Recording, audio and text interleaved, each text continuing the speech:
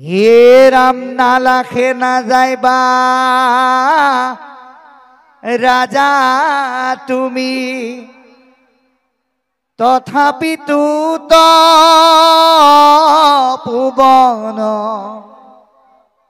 গৃহত থাকিয়া করি উকমাত্র ভকতি শ্রবণ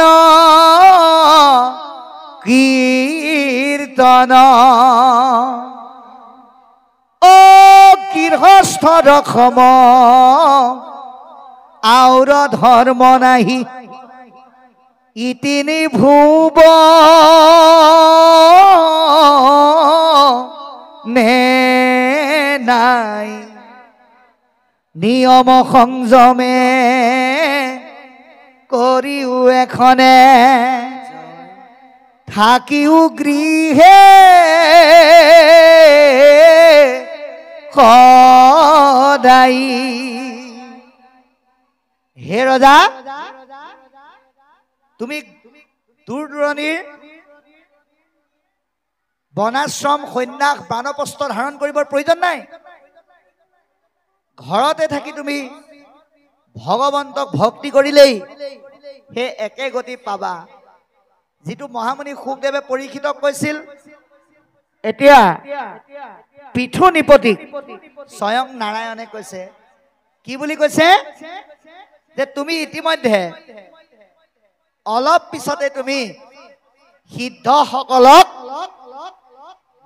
তোমাৰ ৰাজ্যতে লগ পাবা। কোন সিদ্ধ? ব্ৰহ্মাৰ মানস পুত্ৰ সনক, সনাতন, সনন্দ, সনত কুমাৰ, এই চাৰি সিদ্ধক তোমাৰ ভকতিৰ প্ৰভাৱৰ দ্বাৰা তুমি ঘৰতেই লগ পাব পাৰিবা। এতিয়া এয়া নাৰায়ণে কেৱল পৃথুকেই পৰামৰ্শ দিয়া নাই, আপুনি আমিও নিজৰ ঘৰত থাকিলেই এই চাৰি সিদ্ধক আমি কিন্তু লগ পাব পাৰো। চাৰি সিদ্ধ মানে হৈছে ভকতিৰ চাৰিটা তত্ত্ব, যি কথা এতিয়া নাৰায়ণে পৃথুক কৈছে, এই কথাৰ যথাৰ্থতা উপলব্ধি কৰিছিল কোনে? দেৱৰ্ষি নাৰদে। কেতিয়া? প্ৰথম স্কন্ধ ভাগৱতত লিখিছে, এৰা পঞ্চবৰিষৰময়ী অবুধ চাৱাল পাঞ্চিলেখে ধৰুণীতে তাসম্বাৰয়াল।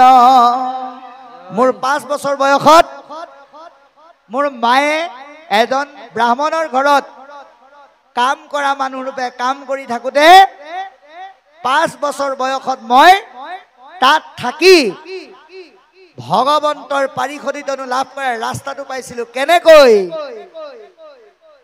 এ ৰাম কৃষ্ণৰ পৰম ভক্ত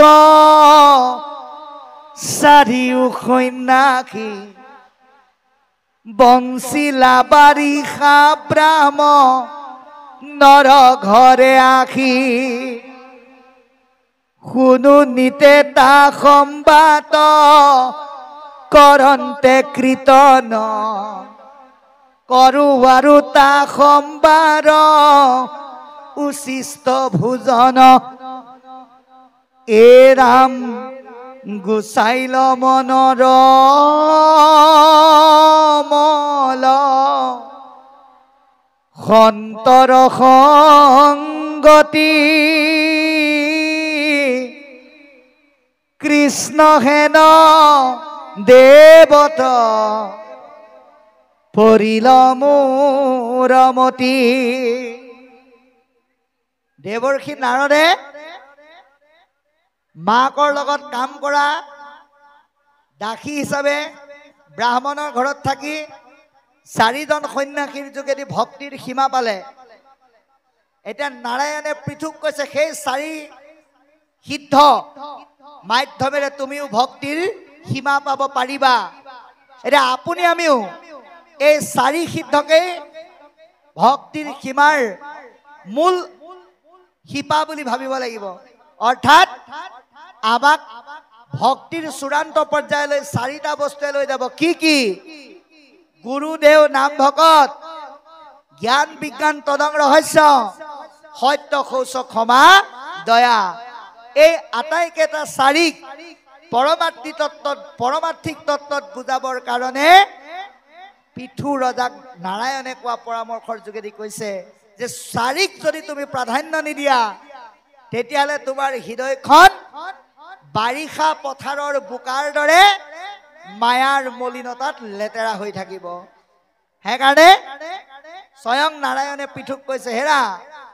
তোমাক কি বৰ লাগে কোৱা মই তোমাক বৰ দিম কিয় কাৰণ তুমি ইতিমধ্যে তোমাৰ ভক্তিৰ দ্বাৰা মোক বশ কৰিলা যাৰ ফলত ব্ৰহ্মাৰ মানস পুত্ৰ চাৰিজনে শিশুৰূপে বিভিন্ন স্থানত পৰিভ্ৰমণ কৰি ফুৰিছে আৰু তেওঁলোকক তুমি তোমাৰ ঘৰতেই লগ পাবলৈ সক্ষম হবা গতিকে তোমাক কি বৰ লাগে এইকাৰণে কোৱা তোমাৰ ভক্তিৰ বলত তুমি মোক জয় কৰিলা মই তোমাৰ অধীন হৈ গলো ভগৱন্ত তপ জপ যোগ যজ্ঞ স্নান দান ধন টকা পইচা ঐশ্বৰ্য বিভূতিৰ দ্বাৰা কেতিয়াও বশ কৰিব নোৱাৰি ভগৱন্ত কিহত বশ হয় ভক্তিত হওঁ বুলি কৈছে সেইকাৰণে আমাৰ মহাপুৰুষে লিখিছে এ ভগৱন্ত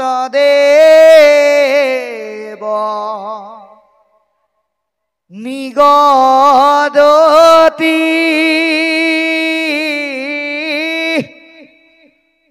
শুনিও অৰ্জুন মহামতি তোমাত কহু পৰম ইটো ৰহস্য তাৰ ৰহস্যটো কি ঐশ্বৰ্য বিভূতি বলসমে ভজে মুক যিটো নৰোত্তমে সিও ভৈল মোৰ ময়ো ভৈ লুটাৰ বৈছ সিও ভৈল মোৰ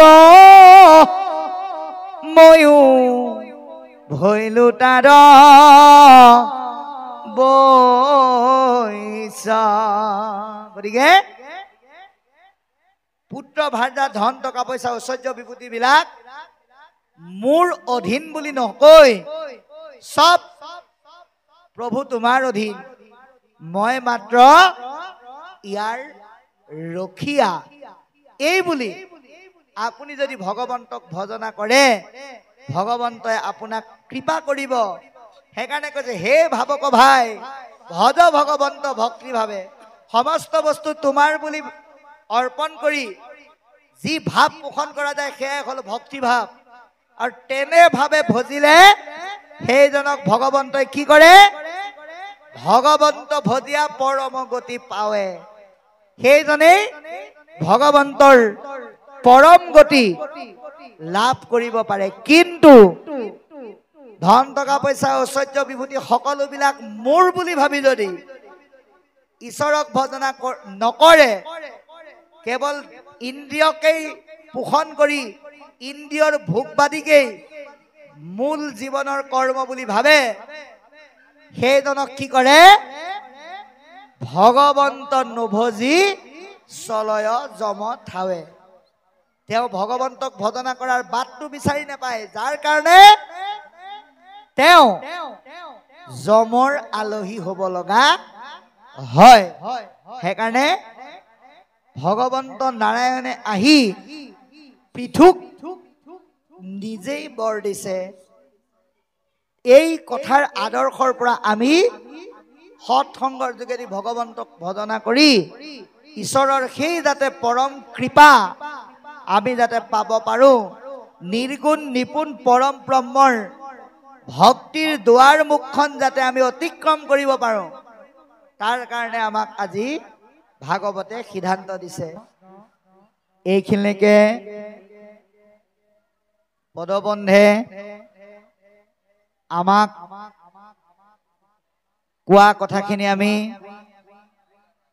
আলোচনা কৰিম। হে ৰজা, তুমি অতি শুদ্ধ বুদ্ধিৰে ভগৱন্তৰ ভাৱনা সাৰোগত কৰি প্ৰজাক পালন কৰি আছা আৰু পালন কৰি থাকা। কাৰণ তুমি কোন? তুমি মোৰ অংশ। নাৰায়ণে পৃথক কৈছে তুমি মোৰ অংশ। সেই হেতু তুমি দুষ্টক নিপাত কৰি সন্তক সুন্দৰকৈ প্ৰতিপালন কৰি এজন সৎ ৰজা হিচাপে প্ৰজা পালন কৰা, এই বুলি পৰামৰ্শ দিয়াৰ পৰৱৰ্তী সময়ত এয়া আমাক উপদেশ দিছে যে হে সভাৰ লোকসকল, তোমালোকে ভাগৱতৰ পদৰ কথাবিলাক অতি সুন্দৰভাৱে গুৰুত্ব দি শুনিবা। ভাগৱতকে প্ৰমুখ কৰি যিমান সমূহ ধৰ্মীয় ভক্তিময় শাস্ত্ৰ আছে, সমস্ত শাস্ত্ৰই আমাক ঈশ্বৰ ভজনা কৰিবৰ কাৰণেই পৰামৰ্শ দি আছে। আজিৰ পৰা 500 বছৰৰ আগতে মহাপুৰুষ কৃপালু গুৰুজনা শ্ৰী শ্ৰী মাধৱদেৱ, আজিৰ পৰা বহু হাজাৰ বছৰ আগতে ভাগৱত, এই ভাগৱতৰ আলমত ৰচিত ধৰ্মশাস্ত্ৰ, ঘোষা, ৰত্নাৱলী, কীৰ্তন, দশম আদি বিভিন্ন শাস্ত্ৰই কেৱল এক ঈশ্বৰক ভক্তি আৰু ভজনাৰ কথা আমাক কৈ আছে। গুৰুৱেও আমাক একেখিনি কথাৰে পৰামৰ্শ দি আছে। কিন্তু যদি আমি শুনো কিন্তু পালন নকৰোঁ, শাস্ত্ৰ আৰু গুৰু কিন্তু তাৰ কাৰণে দায়ী হ'ব নোৱাৰে। সেইকাৰণে কৈছে এ ৰাম শাস্ত্ৰ গুৰু সবে শিষ্যক শিকাবে, শুদ্ধ উপদেশ দিব, শিষ্যক সবে শুদ্ধ ভাবে নাচৰিলে, তাৰা সবে কি কৰিব ৰাম, তাৰা সবে কি কৰিব।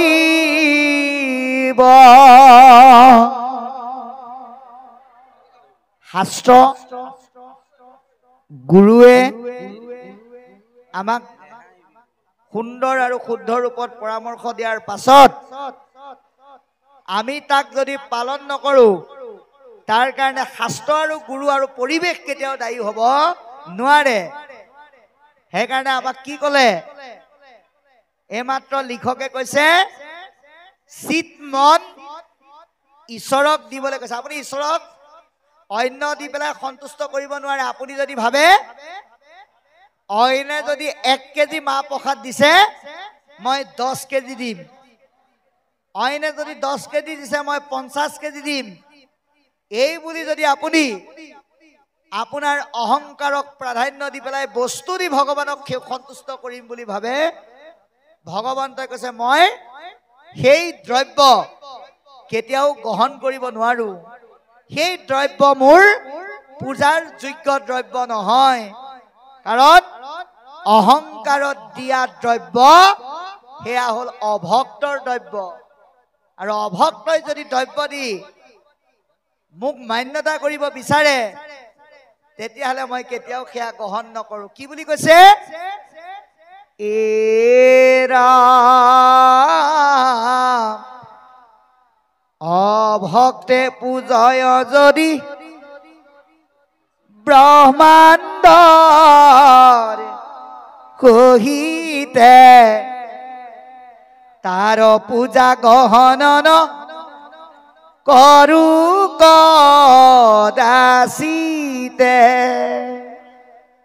অভক্তই পৃথিৱীখন দি পুজিলেও মই কেতিয়াও গ্ৰহণ নকৰো, কিন্তু ভক্তে যদি জল দিয়া কৰয় পূজন, জানিবাহা তাৰ পূজা কৰিব গ্ৰহণ। ভক্তই যদি এখিলা পাত এটুপি পানী দিও পূজে, ভগৱন্তই সেয়া গ্ৰহণ কৰে। নেলাগে আপুনি যদি এখন শুদ্ধ হৃদয় দিও যদি পূজে, ভগৱন্তই সেয়া কিন্তু গ্ৰহণ কৰিব।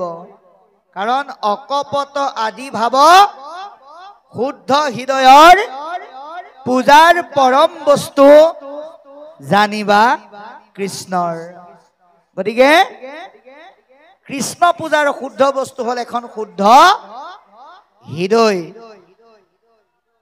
সেইকাৰণে কৈছে উপদেশৰ মাধ্যমেৰে যে হে জীৱশ্ৰেষ্ঠ মানৱ, তোমালোকে যদি শুদ্ধ হৃদয়েৰে ভগৱানক ভজিব পুজিব পাৰা, তেতিয়া তোমালোকৰ দ্বাৰা যি ভক্তি অৰ্জিত হ'ব, সেই ভক্তিৰ দ্বাৰা পোৱা নামে কি কৰিব? তোমালোকক উদ্ধাৰ কৰিব। আৰু মহাপাপী সকলৰ কাৰণে ৰাম নাম অগণি বুলি কৈছে।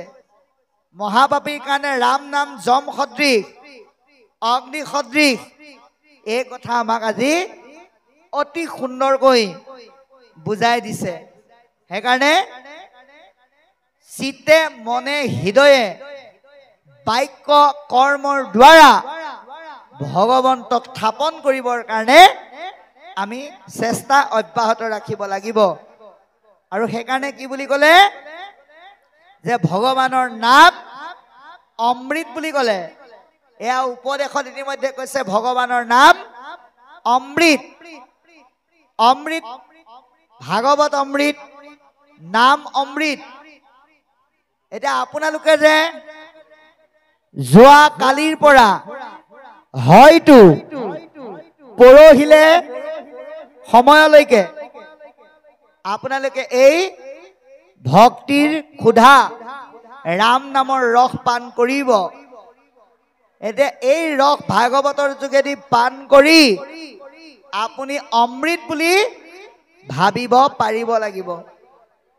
সকলোৱে ভাগৱত শুনি এয়া অমৃত বুলি ভাবিব নোৱাৰে। কোনে নোৱাৰে? পাপী সকলে নোৱাৰে বুলি কৈছে।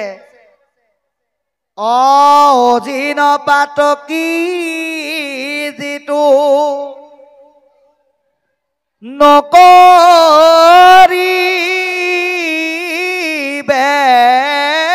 কান, পাপৰু পুণ্যৰ দেখা প্ৰত্যক্ষ প্ৰমাণ। মহাপাপী সকলে এই ৰাম নামৰ অমৃত ৰসক অমৃত বুলি স্বীকাৰ নকৰে, গুৰুত্ব নিদিয়ে। কিন্তু আপোনালোকৰ দৰে পুণ্যৱন্ত সকলে এই নাম ৰাম কৃষ্ণ নামৰ ভক্তি ৰসৰ ক্ষুধা তৃষ্ণা দূৰ কৰিছে। কাৰণ আপোনালোকে চাওক, আজি যদি ভাগৱত নহলহেঁতেন আপোনালোকে নিজৰ নিজৰ ঘৰত ইমান সময় হয়তো ফেনখন লগাই খাই বৈ বিছনাত উঠিলেহেঁতেন। কিন্তু যোৱা কালিৰ পৰা ইয়াত ভাগৱত চলিছে। আপোনালোকে হয়তো দিনৰ 11টা বজাৰ পৰা এতিয়া 10টা বাজিবলৈ 4 মিনিট আছে। আপোনালোকে নিজৰ ঘড়ী চালে গম পাব। দিনৰ 11টাৰ পৰা এতিয়া 10টা বাজিবলৈ 4 মিনিট বাকী আছে। তথাপিতো আপোনালোকে একান্ত মনে ভগৱন্তৰ কথা 11 ঘণ্টা সময় নিৰৱচ্ছিন্নভাৱে শুনি আছে। গতিকে আপোনাক সব পুণ্যৱন্ত পৰম ব্ৰহ্মৰ শুদ্ধ জীৱ। সেইকাৰণে কৈছে এনেহেন ভক্তিযুক্ত তত্ত্ব আৰু নামক গুৰুত্ব নিদিয়া সকলক বিষয়ৰ অগ্নিয়ে পুৰি মাৰে। সেইকাৰণে বিষয়ৰ জুইটো কিহৰ দ্বাৰা সৃষ্টি হয়? ধন জন ঐশ্বৰ্য বিভূতি পুত্ৰ ভাৰ্যাৰ চিন্তা আৰু আসক্ততাৰ দ্বাৰা ভাৱৰ মাজত কাৰ্যৰ মাজত যি চকুৰে নেদেখা জুই জ্বলে সেইটোৱে হৈছে বিষয়ৰ অগ্নি। অভক্ত সকলক সেই অগ্নিয়ে পুৰি মাৰে। কিন্তু ভকতৰ ওচৰলে সেই অগ্নি ওচৰ চাপিব নোৱাৰে। এয়া শাস্ত্ৰই সিদ্ধান্ত দিছে। এতেকে লিখকে কৈছে যে এই চতুৰ্থ স্কন্ধৰ মাধ্যমেৰে বিশ্লেষণ কৰা এই কথাখিনিক তোমালোকে মোৰ কথা বুলি নিন্দা ভণ্ডা নকৰিবা। আমি সমালোচনা আৰু নিন্দা নকৰি ইয়াৰ পৰা ভালটো উঠাই ল'ব লাগিব। এই ভাগৱত ৰূপী দুগ্ধৰ মাজৰ পৰা এই 4টা দিনৰ কাৰ্যসূচীত যিসকলে ঘিউ মৌ ক্ৰীম দৈ আদি ল'ব পাৰিব তেওঁলোকে ৰসত চতুৰ হৈ এই সংসাৰ তৰিব পাৰিব। সেইকাৰণে লিখকে এটাই কথা ক'লে, মনৰ পৰা যাতে ঈশ্বৰমুখী ভাৱ আঁতৰ নহয়, মুখৰ পৰা যাতে নাম আঁতৰ নহয়, জন্মে জন্মান্তৰে যাতে ঈশ্বৰৰ চৰণৰ পৰা মনটো বিচলিত নহয়, তাৰ কাৰণে আমাক এই অধ্যায় আজি আহ্বান জনালে। এতিয়া এইখিনিলৈকে আমাক পদবন্ধে কৈছে যে যেতিয়া স্বয়ং নাৰায়ণে সেই যজ্ঞস্থলীত প্ৰৱেশ কৰি পৃথু নিপতিক বিভিন্ন পৰামৰ্শ আৰু প্ৰবোধ বাণীৰে তত্ত্বজ্ঞান প্ৰদান কৰিলে, দেৱৰাজ ইন্দ্ৰ পৰম লজ্জাকাতৰ হৈ পৃথু ৰজাৰ চৰণত ধৰি সেৱা নিবেদিছে, ক্ষমা বিচাৰিছে আৰু আত্মসমালোচনা কৰিছে যে মই কিমান এটা অবুধ অধম নিকৃষ্ট প্ৰাণী, সমস্ত দেৱতাৰ মোৰ অধীন বুলি ভাবি মই তোমাৰ যজ্ঞত যি বিৰোধা আচৰণ কৰিছিলোঁ, এয়া যে মোৰ এটা স্বয়ং কলংকিত অধ্যায় আছিল, মই এয়া আজি উপলব্ধি কৰিছোঁ। এই বুলি কি কৰিলে? ইন্দ্ৰই পৃথুৰ চৰণত ধৰি সেৱা জনাই সমালোচনা কৰিছে। গতিকে বাপাই সমস্ত আমি কিবা এটা বেয়া কাম কৰাটো এটা অপৰাধ সঁচা, কিন্তু তাতকৈ বেছি অপৰাধ যদি আমি বেয়া কামটো কৰি আমি নজনাৰ ফলত হ'ল বুলি যেতিয়ালৈকে অনুশোচনা নকৰোঁ, সেইটোহে বেয়া কথা। সেইকাৰণে সিদ্ধান্ত দিছে শাস্ত্ৰই, এৰা অ পাপ কৰি অনুতাপ উপজিলে যাৰ অনুতাপে পাৰচিত্ৰ জানিবা তাহাৰ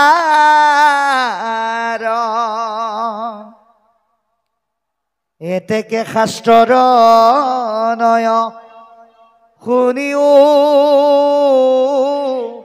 উদ্ধৱ ক্ষমাৱন্ত পুৰুষৰ নাহি ৰাভৱ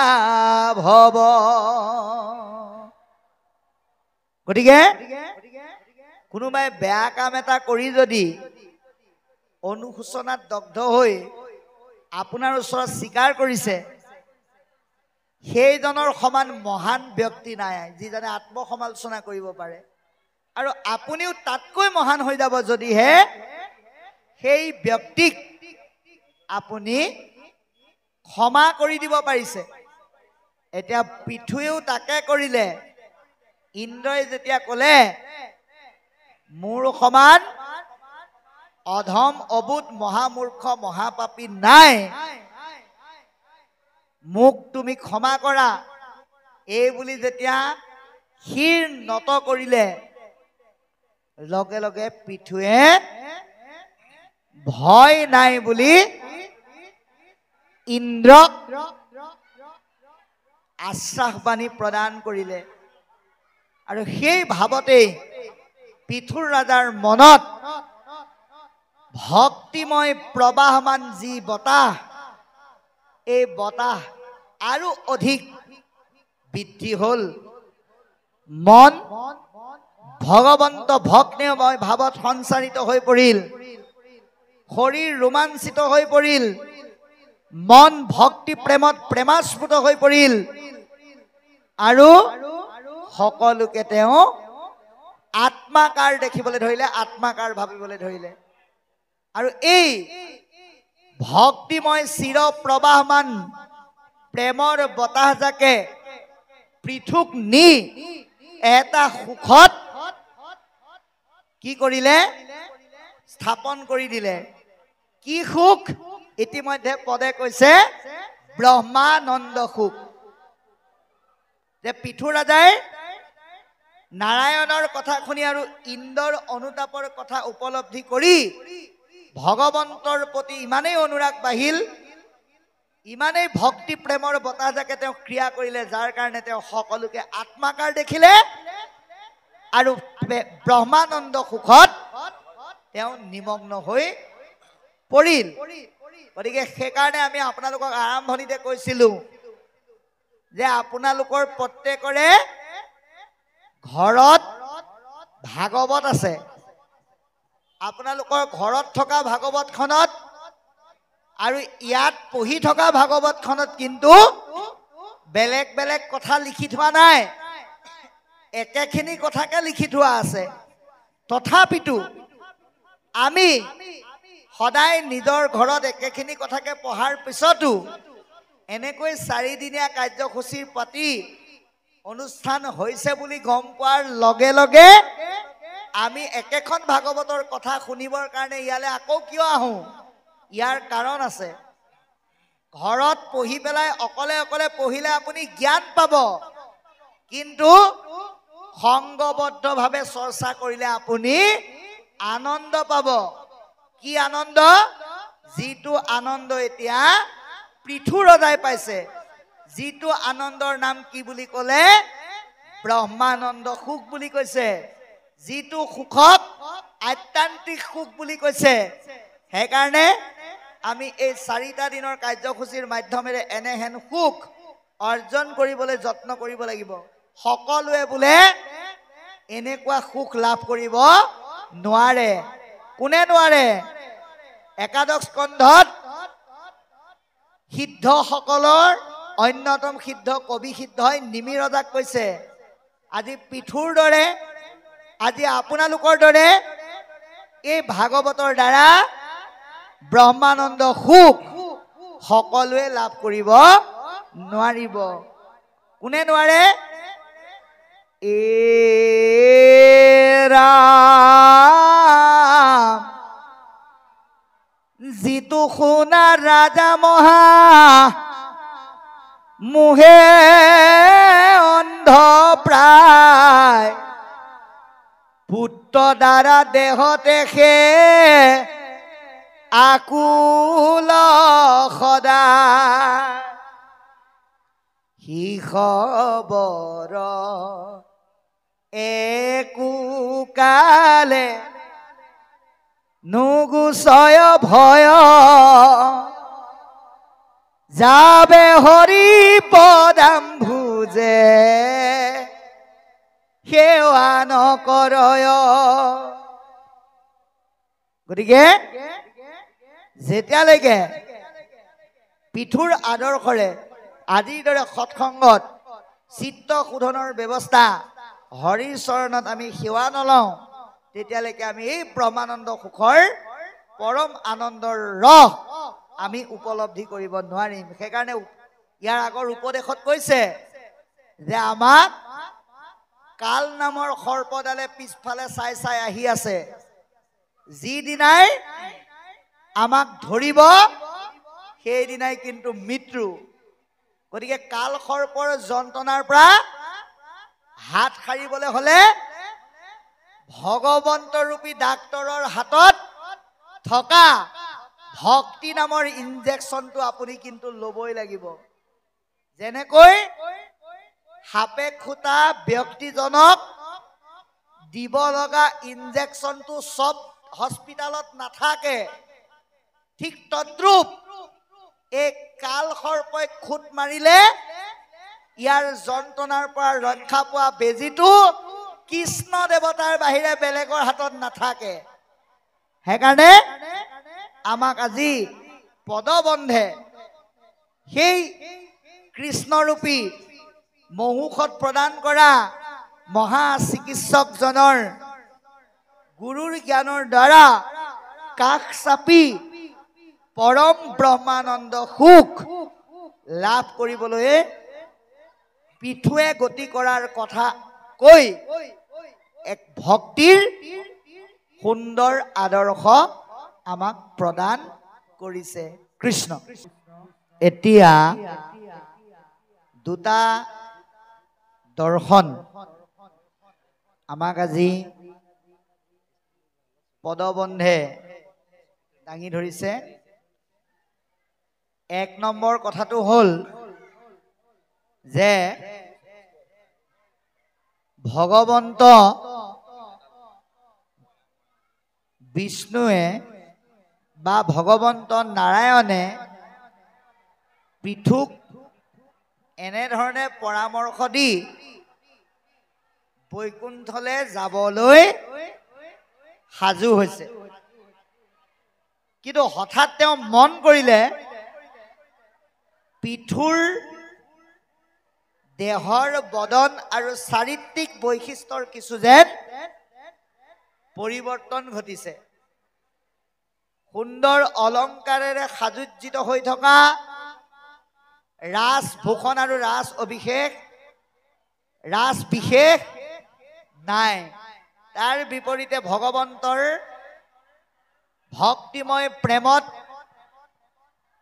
আত্মাকাৰ ভাৱত একাত্ম হোৱা এজন মহাসাধুৰূপী পৃথুক নাৰায়ণে দেখা পালে আৰু লগে লগে তেওঁ সিদ্ধান্ত ললে যে মই এতিয়াই বৈকুণ্ঠলৈ নাযাওঁ। গতিকে ভগৱন্তক কিহৰ দ্বাৰা উভতাই আনিব পাৰি? ভক্তিৰ দ্বাৰা। এয়া পৃথুৱে নিজৰ চিন্তা আৰু চাৰিত্ৰিক দিশক ভক্তিময় কৰাৰ লগে লগে ভগৱন্ত বন্দী হৈ গ'ল। সেইকাৰণে কৈছে ভগৱন্তক অন্যৰ দ্বাৰা কেতিয়াও বান্ধিব নোৱাৰে। কৰ্মবন্ধনত ভগৱন্ত বান নাখায় যশোদাই অনাৰ ৰচিত ভগৱন্ত বান নাখালে কিহত বান খালে পিঠুৱে কৰা ভক্তিত বান খালে কিহত বান খালে কুন্তীয়ে কৰা ভক্তিত বান খালে প্ৰথম স্কন্ধ যেতিয়া দ্বাৰকালে যাবলৈ হল সম্বন্ধত বসুদেৱৰ ভনীয়েক আৰু কৃষ্ণৰ পেহীয়েক আছিল কুন্তি কিন্তু এনেকৈ ভগৱন্তই যাবৰ সময়ত মাত লগাবলৈ ধৰোঁতে তুতি কৰিলে লাষ্টত কুন্তীয়ে কি বুলি ক'লে এৰা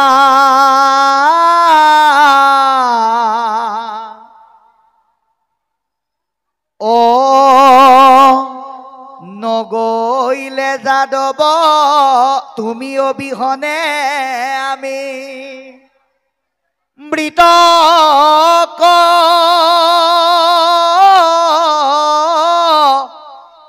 পৰাই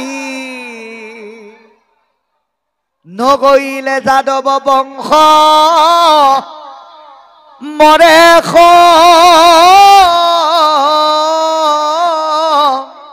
মুদাই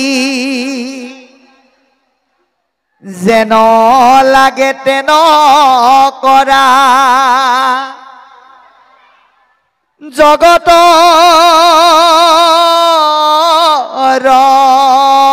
বাপ আজি সে পাণ্ডৱত সম্বন্ধক ৰাছেদ কুন্তীয়ে কৈছিল হে প্ৰভু তোমাক মই এতিয়া ৰাখিও থব নোৱাৰো যাবলৈও দিব নোৱাৰো তুমি যদি নোযোৱা তুমি যদি গুচি যোৱা আমি জিয়াতে মৰা আৰু তুমি যদি নোযোৱা যাদৱ বংশৰ অৱস্থাও বেয়া হ'ব গতিকে তুমি যি লাগে তাকে কৰা এইটো তোমাৰ সিদ্ধান্ত বুলি কোৱাৰ লগে লগে ভগৱন্তই কি কৰিলে ও নাযাই বুদাৰকা বুলি পালতি লাহৰি দুনাই গৃহে প্ৰখিলা কোন টিকয়া গ কৰি মোৰ ভকতৰ মোৰ প্ৰতি ইমান প্ৰেম মই দ্বাৰকালে নাযাওঁ বুলি তেওঁ উলটি দিলে ইয়াতো ঠিক পিঠুৱে ভগৱন্তক ভক্তি কৰাৰ প্ৰকাশটো ইমান সুন্দৰকৈ প্ৰতিফলিত হৈছে ভগৱন্তই বৈকুণ্ঠলৈ যাবলৈ সাজু হৈও সাময়িকভাৱে তেওঁ বৈকুণ্ঠৰ যাত্ৰা স্থগিত ৰাখিছে গতিকে আপুনি আমিও এই 4টা দিনত ভাগৱত শুনাৰ পিছত আমাৰ চিন্তা ভক্তিৰ দ্বাৰা ভগৱন্তক ৰাখিব পাৰিব লাগিব ক'ত আমাৰ হৃদয়ৰ মাজত কিন্তু আমি ৰাখিব পাৰিছো জানো ভাগৱতৰ পৰা ঘৰলৈ গৈ থাকোঁতে বাটতে যদি ভগৱানে সোধে তোমালোকে আজি দিনটো ভাগৱত শুনিলা নহয় গতিকে তোমালোকক এতিয়া কি লাগে কোৱা লগে লগে আমি কি ক'ম প্ৰভু পৃথিৱীত আৰু 40 বিঘামান দিয়া স্বৰ্গটো অলপ দিয়া পাতালতো অলপ দিয়া অকল মুখ দিলে নহব 7 পুৰুষে যাতে কৰ্ম নকৰাকে চলি যায় তুমি আমাক তেনেকুৱাকৈ কৃপা কৰা বুলি আমি কৈ দিওঁ সেইকাৰণে ভগৱন্তই আপোনাক আমাক যেনেকৈ কৃপা কৰিব লাগে তেনেকৈ কৃপা নকৰে এতিয়া সেই কৃপাৰ পথলৈ আমি যাত্ৰা কৰিবৰ কাৰণে আজি এই পিঠুৰ আদৰ্শটো ল'ব লাগিব তেওঁ কি কৰিলে বাহিৰত থকা নাৰায়ণজনৰ পৰম ব্ৰহ্ম জ্ঞান উপলব্ধি কৰি লগে লগে সেই ৰূপটো হৃদয়ত ধাৰণ কৰিলে এতিয়া আমাক সেইকাৰণে কৈছে ও ভাই মুখে লোৱানা ও হৃদয়ে ধৰা ৰূপ এতেকে মুকু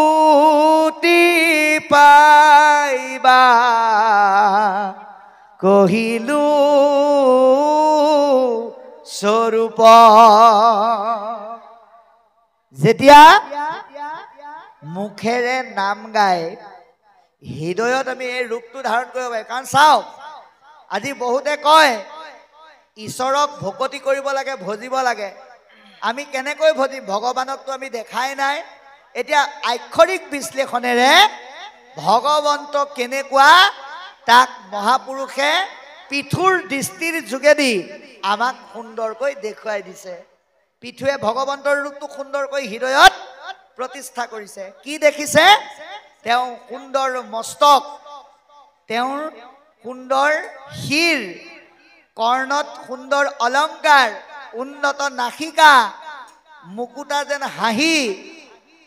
এটা সূৰ্যই গোটেই পৃথিৱীক পোহৰ কৰে, তেনেকুৱা কোটি সূৰ্যৰ সমানো, সূৰ্যতকৈ অতুলনীয় তেওঁৰ ভগৱন্তৰ যিটো জ্যোতি, এই জ্যোতিটো পিঠুৱে দেখা পাইছে। তেওঁ চন্দ্ৰৰ পোহৰৰ সমান দিব্য পোহৰ ভগৱন্ত বিষ্ণুৰ ৰূপত দেখা পাইছে। কি বুলি কৈছে? কণ্ঠত কৌস্তৱ, বুকুত বহল বক্ষস্থল, বক্ষ আবৃত বস্ত্ৰ, তাতে তেওঁ লক্ষীক দেখা পাইছে। আৰু চাৰিও হাতত শংখ চক্ৰ গদা পদ্ম সমস্তখিনি পিঠু ৰজাই হৃদয়ৰ মাজত দৰ্শন কৰিছে। চৰণত নপুৰ, কটিত সুন্দৰ মেখলা, এই গোটেইখিনি পিঠু ৰজাই অলংকাৰ সহিতে ভগৱন্তৰ যি দিব্য ৰূপ, এই ৰূপটো হৃদয়তে দৰ্শন কৰিবলৈ সক্ষম হৈছে। আজি ভাগৱতে আমাক সেই পিঠুৰ দৃষ্টিভংগীৰে বা ভাগৱতৰ বিভিন্ন স্কন্ধৰ মাধ্যমেৰে আক্ষৰিক বিশ্লেষণৰ দ্বাৰা আমাক সেই ৰূপটো দেখুৱাই দিছে। যিটো ৰূপ আমি যদি হৃদয়ত ল'ব পাৰোঁ, হৃদয়ত যদি আমি স্থাপন কৰিব পাৰোঁ, তেতিয়াহ'লে ভগৱন্তৰ স্থানলৈ, বৈকুণ্ঠলৈ সেই ৰূপটো চাবলৈ আমাৰ যোৱাৰ কোনো প্ৰয়োজন নাই। ভাগৱততেই ভগৱন্তৰ সেই ৰূপটো বিভিন্ন আখ্যান উপাখ্যান অধ্যায়ৰ মাধ্যমেৰে মহাবৈষ্ণৱ সাধু মহন্তৰ যোগেদি স্পষ্ট কৰি থৈ দিছে। আমি কেৱল তাক অনুভৱ কৰিবৰ কাৰণে এই বস্তুটো দিছে। পিঠু নিজেই ঈশ্বৰৰ অংশ, তাৰ পিছতো এই ৰূপটো পিঠুৰ দ্বাৰা কিয় দিব লগা হৈছে? যাতে সেই ৰূপটো কলিৰ ভকতে উপলব্ধি কৰি সেই ৰূপৰ এক দিব্য উপলব্ধিক কৰ্মলৈ পৰিণত কৰি এই মায়াময় সংসাৰ তৰিব পাৰে। তাৰ কাৰণে এই ব্যৱস্থাটো গ্ৰহণ কৰিছে। সগুণ লীলাৰ দ্বাৰা নিৰ্গুণ ব্ৰহ্মত যাতে জীৱসমূহ গতি কৰিব পাৰে, তাৰ কাৰণে পিঠুৰ যোগেদি এই পৰম ব্ৰহ্মৰ ৰূপটো আমাক দেখুৱাবলৈ যত্ন কৰিছে। এইখিনিলৈকে পদবন্ধে কি ক'লে, এই কথাখিনি আমি আলোচনা কৰিম। এই আলোচনাৰ অন্ততে সকলোৱে একেলগে আনন্দ কৰিব পৰাকৈ পুনৰ এটি দিহানাম গাম, আৰু সেই দিহানামেৰে আমি আমাৰ আজিৰ আলোচনা সামৰিম। অহাকালিলৈ যিহেতুকে আপোনালোকৰ মাজত গোটেই দিনটো থাকিম বুলি প্ৰতিশ্ৰুতিবদ্ধ হৈ আছোঁ আগতীয়াকৈ, কালিলৈ নিশা 10 বজাতহে আমি আপোনালোকৰ মাজৰ পৰা যাম। যোৱাবাৰ আপোনালোকৰ এই কাৰ্যসূচীত থাকি অত্যন্ত আনন্দ পোৱা হেতুকে এইবাৰ উদ্যোক্তা মণ্ডলীয়ে নিমন্ত্ৰণ কৰাৰ লগে লগে আমি কৈছিলোঁ যে এইবাৰ আমি 2টা দিনৰ কাৰণে আপোনালোকৰ মাজলৈ আহিম। সেয়েহেতু আজিও আছোঁ, কাইলৈ দিনটো আছোঁ, ৰাতি 10 বজালৈকে আপোনালোকৰ মাজত থাকিম বুলি আজি প্ৰতিশ্ৰুতি দিছোঁ। গতিকে ইতিমধ্যে পদবন্ধে আমাক ক'লে কি বুলি, যে সাধাৰণতে পিঠু ৰজাই যি ভকতি কৰিলে সেই ভক্তিত ভগৱন্ত সন্তুষ্ট হৈছে। তেওঁ হৃদয়ৰ মাজত ভগৱন্তৰ ৰূপ ধাৰণ কৰি কৰি এটা সময়ত তেওঁ চেতনা লাভ কৰিলে। আৰু চকুৰ পানী মুচি মুচি নিজৰ মনৰ ভাৱনাৰ বিষয়খিনি পৰম ব্ৰহ্মৰ ওচৰত ব্যক্ত কৰিবলৈ আৰম্ভ কৰিছে। কিন্তু তাৰ আগতে এটা বৰ ডাঙৰ কথা ক'লে যে দেৱতাসকলে সাধাৰণতে বিমানৰ পৰা নানামে, বিমানতে উঠি পেলাই বিভিন্ন ঠাই পৰিভ্ৰমণ কৰি ফুৰে। কিন্তু স্বয়ং দেৱতাৰ দেৱতা, শ্ৰেষ্ঠ দেৱতা নাৰায়ণে পৃথুৰ ভক্তিত সন্তুষ্ট হৈ গৰুণ্ড সহিতে তাত উপস্থিত আছিল আৰু গৰুণ্ডৰ পৰা নামি পৃথিৱীত তেওঁ পদস্পৰ্শন দি ঘূৰি ফুৰিবলৈ ধৰিলে। মানে ভগৱন্তৰ ভকতৰ ভক্তিয়ে ভগৱন্তক ওপৰৰ পৰা তললৈ নমাই আনিলে। গতিকে এই এক চমৎকাৰ নিদৰ্শন আমাক দাঙি ধৰিছে। গতিকে নাৰায়ণে গৰুণ্ডৰ পৰা নামি পৃথুক ক'বলৈ আৰম্ভ কৰিছে কি বুলি? হে ৰাজন, তোমাৰ ভক্তিত মই পৰম সন্তুষ্ট হৈছো। তুমি আনন্দ মনে ৰাজ্য পালন কৰা, আৰু তোমাক কি বৰ লাগে কোৱা। লগে লগে পৃথুৱে উত্তৰ দিছে কি বুলি? যে হে নাৰায়ণ, মোৰ ৰাজ্য পালন কৰিবলৈ একেবাৰে মন নাই। কাৰণ ৰাজ্যত থকা প্ৰজাসকলৰ মাজৰ এনেকুৱা হয়তো মানুহ থাকিব যিয়ে তোমাৰ নাম নাগায়, তোমাক ভক্তি নকৰে, তোমাৰ কথা নুশুনে। তেনেকুৱা ব্যক্তিৰ ৰাজ্যৰ ৰজা হৈ মোৰ ৰাজ্য পালন কৰিবলৈ একেবাৰে ইচ্ছা নাই। সেইবিলাকৰ মোৰ নিজ প্ৰয়োজন, এইবিলাক প্ৰয়োজন নাই। তথাপিতো মই ৰজা হিচাপে নহয়, তোমাৰ দাস হিচাপে তোমাৰ আজ্ঞা পালন কৰি মই এই ৰাজ্য পালন কৰিম। কিন্তু হে প্ৰভু, তুমি মোক এটা বৰ দিব লাগিব। কি বৰ বিচাৰিলে? আমি ভগৱন্তৰ পৰা ভগৱন্তই আমাক পৃথিৱীলৈ কি বুলি পঠাইছিল আপোনালোকে চাব। ভগৱন্ত পৰম ব্ৰহ্ম আমাৰ সকলোৰে পিতা, আৰু ভগৱন্তৰূপী পিতৃয়ে জীৱৰূপী সন্তানৰ শ্ৰেষ্ঠ সন্তান মানৱ সন্তানক এদিন কৈছিল, তোমালোক ভাৰতবৰ্ষ নামৰ বজাৰখনলৈ যাবা, গৈ তোমালোকে ভাল ভাল বস্তু কিনি আনি পুনৰ আকৌ মোৰ ওচৰলৈ আহিবা। কিন্তু আমি ভগৱন্তই পঠিওৱাই সংসাৰৰ বজাৰলৈ আহি আমি কি কৰিলো? আহিছিলো মায়াৰ বজাৰলে, ভাল বস্তু কিনি খাবলে। ভাল বস্তু কিনা নহল, মায়াহে কিনা হল। মন ভাৱনা কেনিবাদি গলেৰা, মন ভাৱনা কেনিবাদি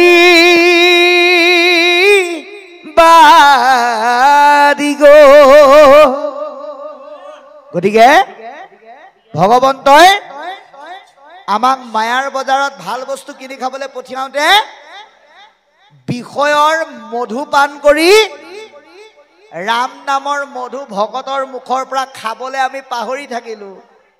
সেইকাৰণে পৃথুৱে কৈছে, হে প্ৰভু, তুমি মোক এটা বৰেই দিয়া, যাতে তোমাৰ চৰণ মোৰ হৃদয়ৰ পৰা যাতে বিচ্ছিন্ন নহয়, আৰু মোৰ মন যাতে তোমাক একাত্ম হয় আৰু তোমাৰ সাধুৰ সংগত যাতে মই তোমাৰ গুণনাম গাব পাৰো এইকণ কৃপা তুমি মোক কৰিলে আৰু মোক একোৱেই নালাগে গতিকে আমি ভগৱন্তৰ পৰা ভাগৱত শুনি সেইটোৱে প্ৰাৰ্থনা কৰিব লাগে কি হে ৰাম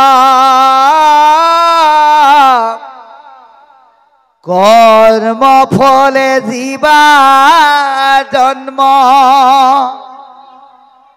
হৌক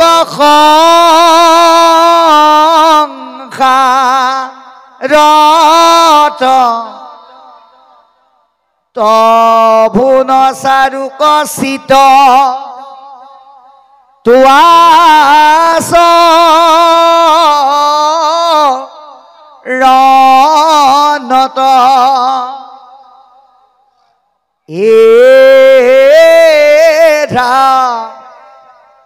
তোমাৰ ভক্তৰ সংগ নেৰু সৰ্বক্ষণ